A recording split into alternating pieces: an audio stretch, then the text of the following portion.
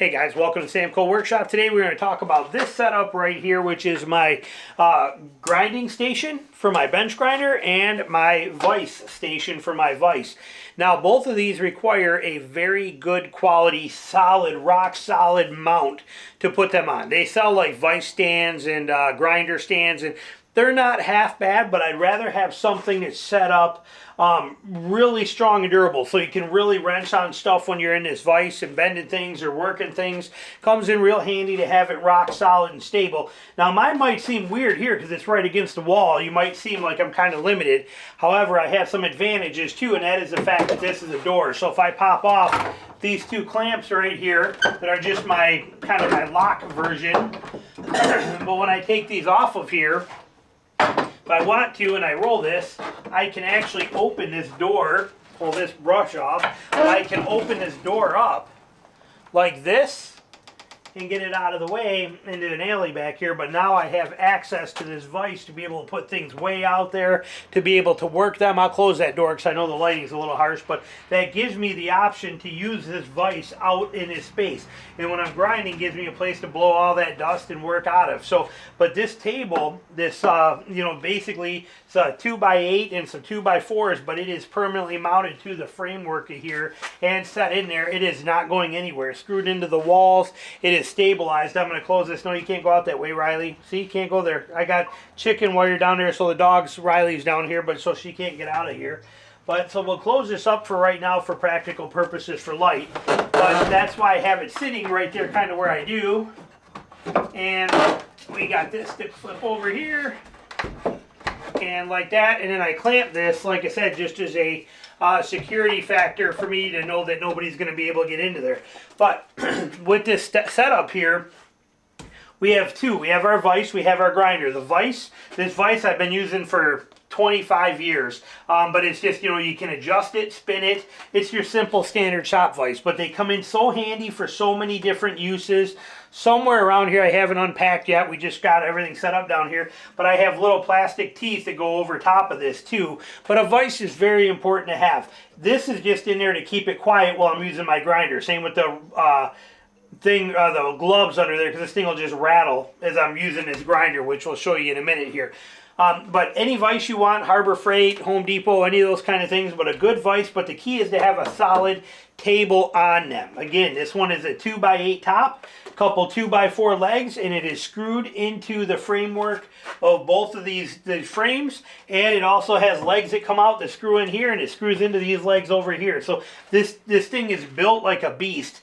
I just store my sawhorses under here, and I have chicken wire to keep the dogs from going out of there when I have this door opened up.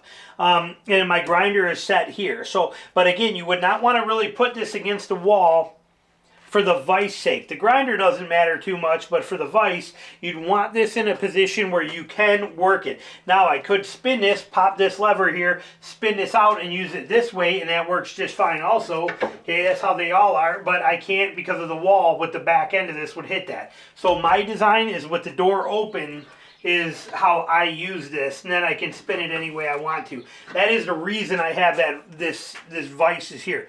The grinder. The grinder is a key one.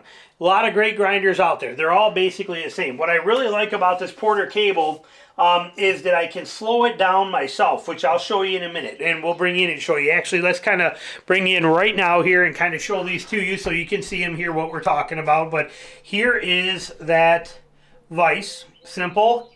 You know, just a classic vise. I don't know what that is, probably a 6 or 8 inch, but heavy duty, good quality vise.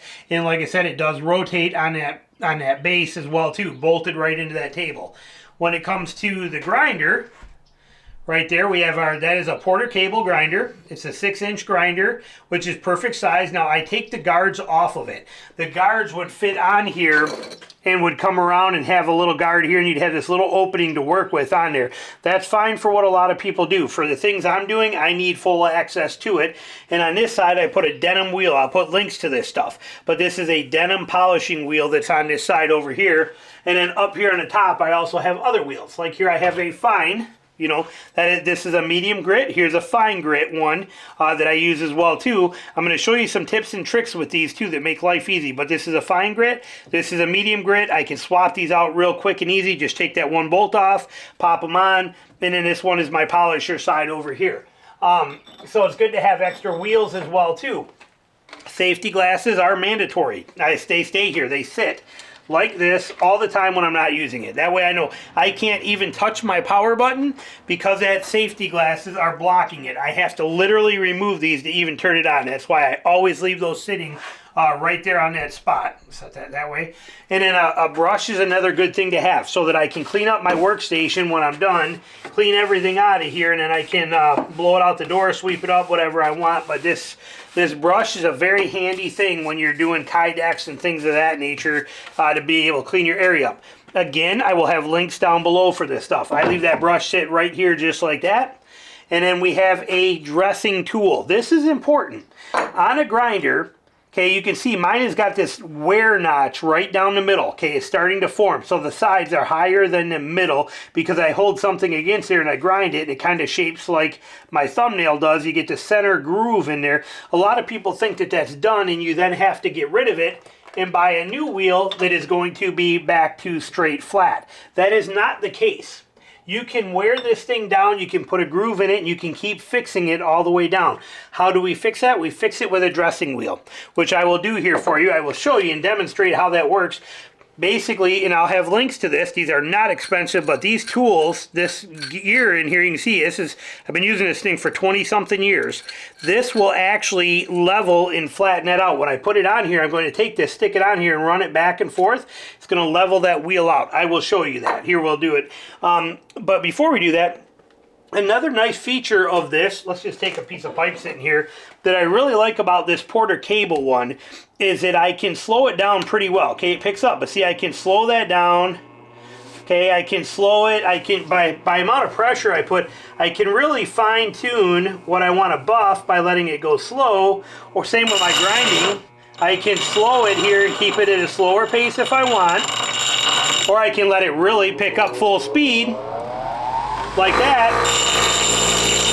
and have it do grinding and buffing. Okay, but I can also keep it at that slower speed if I want to. I like that feature of this particular one. I can slow that down and then turn it on and keep it at that slower pace if I keep that pressure and can control that. But it lets me do that real fine tuning, you know, kind of stuff. Is it good for it? I don't know. I've been doing it to all my grinders for all these years, but it lets me control rather than having to go full speed. I can slow that down enough to do what I want. Or I can let it get going full bore. Once it's up to full speed, here we go. Do whatever I need to do with it. Okay, so it's a fantastic feature. Now, and the grinder, like I said, a grinder and a buffing wheel is worth its weight in gold. There's no doubt about it. Okay, that's polisher. Just polishes anything I put on there with a denim wheel. The other polishing wheels are great too. I really like the denim. I love this denim wheel. But now to fix this with that groove that's in the middle, we are going to use this dressing tool. This will be loud, but it's going to fix that. So you can see all the particles that are in here, all the aluminum particles from me grinding aluminum and things like that that are embedded, and we have this channel down the middle. We're going to turn this on, let it get up to full speed, and dress it real quick. So we let it get up there, and then we're going to dress it.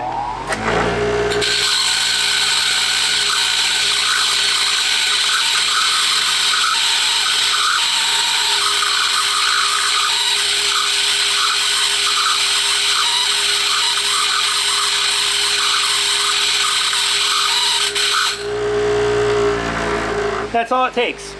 Okay, what we did there is we used this to fix that. So what was a groove in the middle and all those particles contaminated in there, watch when we see it now when we slow it down. Okay, we have basically a perfectly brand new wheel. And you can take this all the way down to about here, you know, and still have it good. So, you know, you don't have to keep buying new wheels. This dressing tool will just keep refinishing this one for years and years and years as you wear it down. So it's a fantastic feature that takes that down nice and clean. Like I said, we got the denim wheel on this side, medium there. Same with my fine ones. If I put this fine wheel on, see how you can see I got aluminum built up inside of here from grinding aluminum. If I want to fix that and clean that up and take that back to perfect, this dressing wheel is what does that. Quick across there like that, like you just saw. Quick 15 seconds, 10 seconds, and we are back to a perfectly good, basically brand new medium grit wheel, which I have one right here. Can kind of show you as an example. They look identical. Both of them back to, you know, this is back to perfect, just like that is. And that's the advantages to having that dressing tool, which I will put links down below for you. And then your safety glasses always cover that area. But having that rock solid workbench makes it, the grinder, not so much a necessity. For the vise, mandatory. And then we use our brush and all that stuff, that dust that we just made on there, we can now clean that all right off of here and have a nice, perfect, clean work area, and we are set. So that's basically what we're talking about doing here with our grinder and I'll back you up so you can see that whole table. Right here like so. That is our vise and grinder table station, and like I said, it is mandatory that when you do this, that you are going to have a quality setup. I guess I'm still too low on there. Sorry about that. Here, let's tip you up a little bit more even.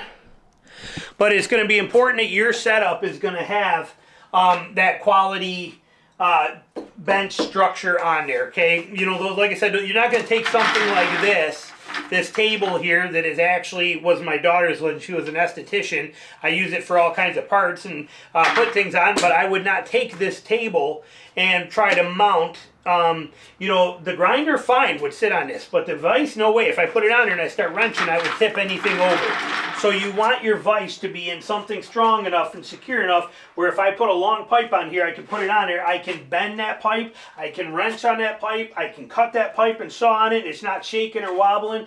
So stability is the key when you're setting up that station right there. I also have my light right here, okay? So I got it, so I have it for the grinding setup. I can take that light and put it right there if I need to see things on the back side of this.